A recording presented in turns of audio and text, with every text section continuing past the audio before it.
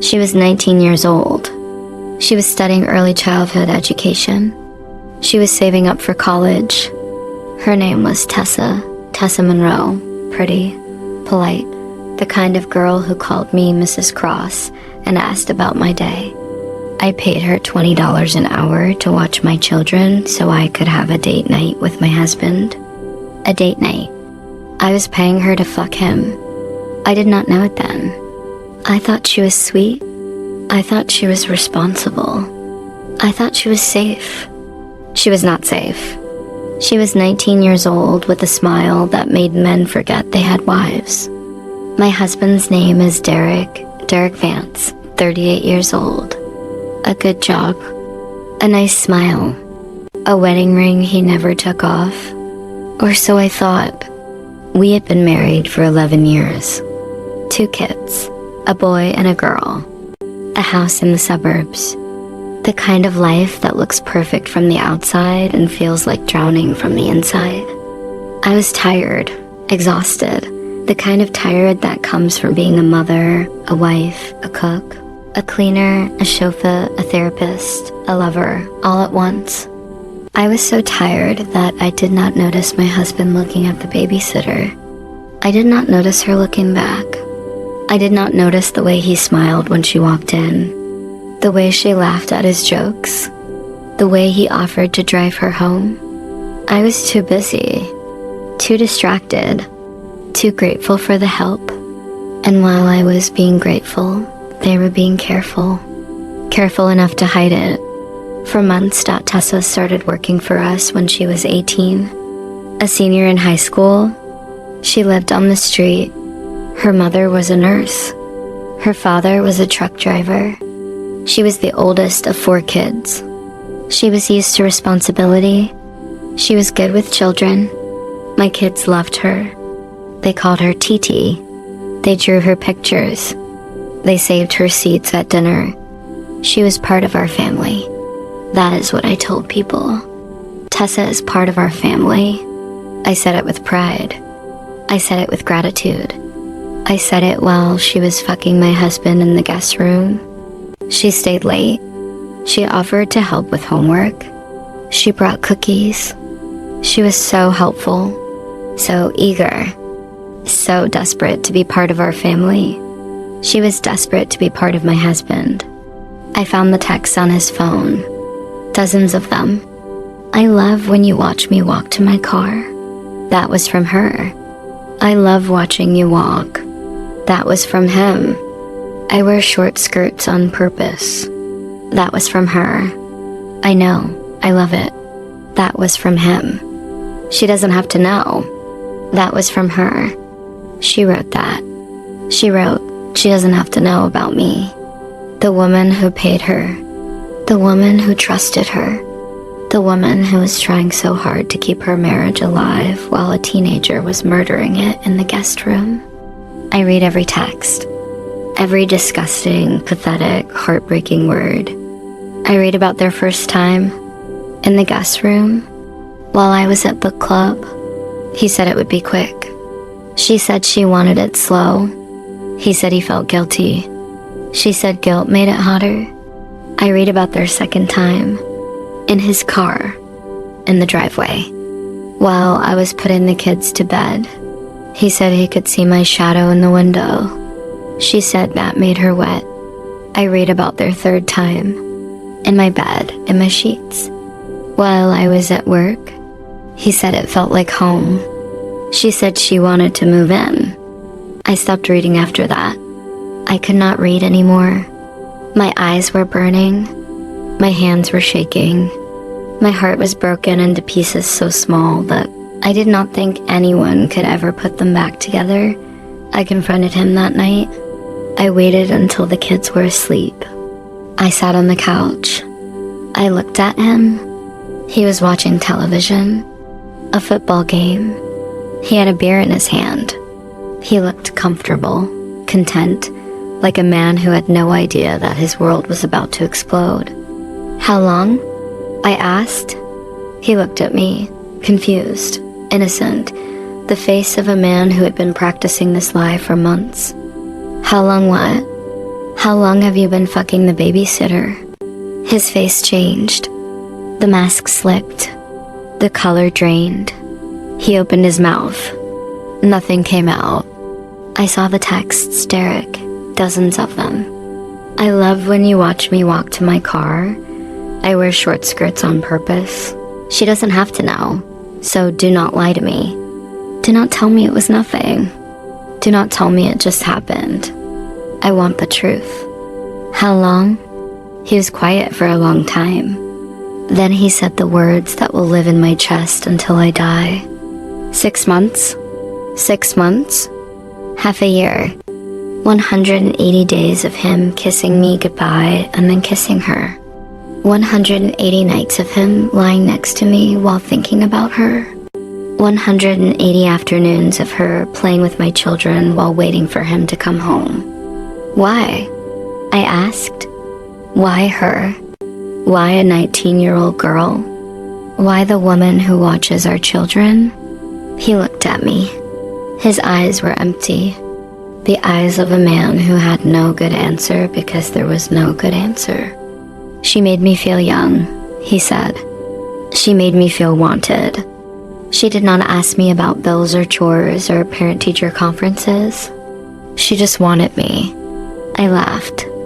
I actually laughed, because that is the most pathetic sentence in the English language. She just wanted me. She wanted his money.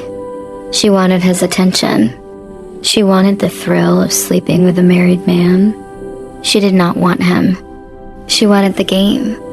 And he was too stupid and too horny and too desperate to see the difference. I went to see Tessa the next day. I waited until she got home from school. I knocked on her door. Her mother answered. She smiled. She invited me in. She offered me coffee. She asked about the kids. She had no idea. None. I told her I needed to speak to Tessa alone. Her mother looked confused, but called Tessa downstairs. Tessa walked into the living room. She was wearing jeans and a sweatshirt. She looked young, innocent, like a child. She had no idea that I knew. She smiled at me. That sweet, innocent, poisonous smile. "Hi, Mrs. Cross," she said. "Is everything okay? Are the kids all right?" I looked at her. This 19-year-old girl who had been fucking my husband in my house, in my bed, in my life. This girl who had played with my children while waiting for him to come home. This girl who had texted him, she doesn't have to know about me. The woman who paid her, who trusted her, who treated her like family. "I know," I said. "I know everything. The texts.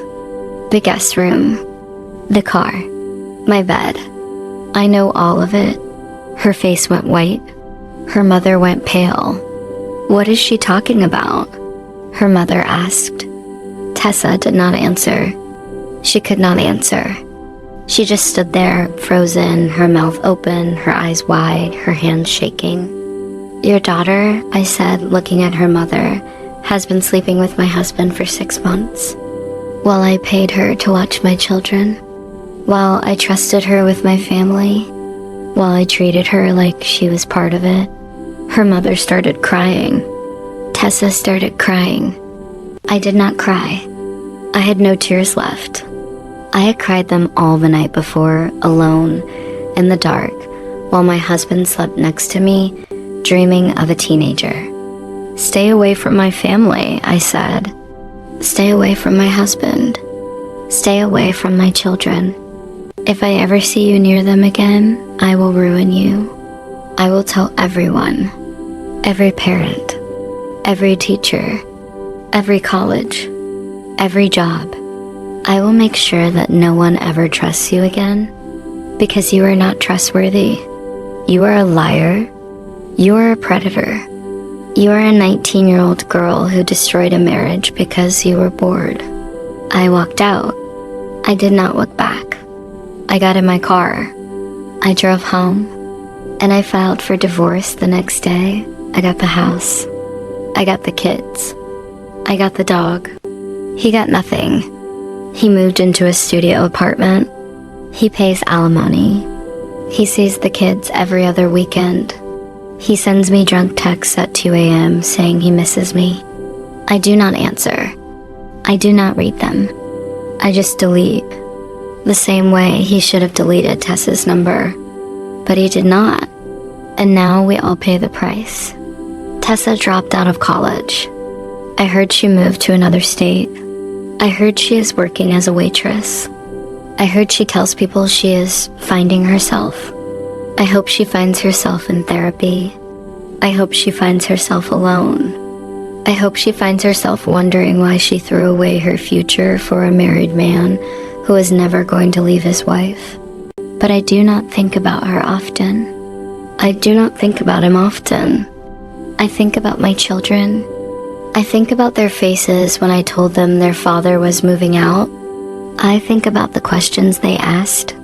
Why is Daddy leaving? Did he do something bad? Does he still love us? I did not tell them the truth. I could not. They are too young to understand that their father preferred a teenager to their mother.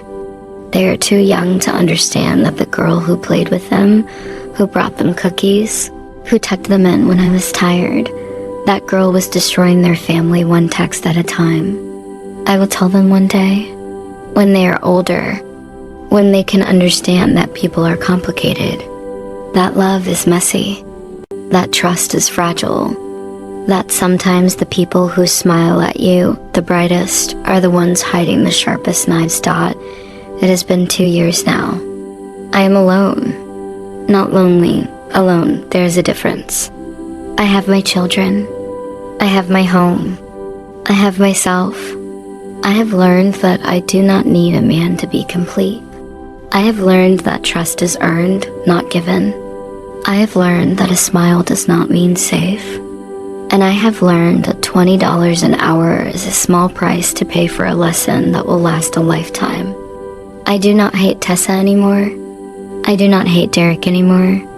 Hate takes too much energy, too much space. I need that energy for my children. I need that space for myself. They made their choices. They have to live with them.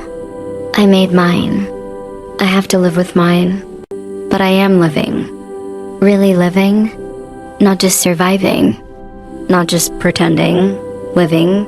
And that is the best revenge. Not anger. Not bitterness. Not revenge. Just living well. Living fully. Living without them. I sleep in the middle of the bed now. I do not check anyone's phone. I do not wonder where anyone is. I do not wait for anyone to come home. I am home. I am enough. And I will never pay anyone $20 an hour to watch my children again. I watch them myself. I tuck them in myself. I kiss their foreheads myself. Because no one will ever love them the way I do. And no one will ever destroy my family again. Not while I am watching.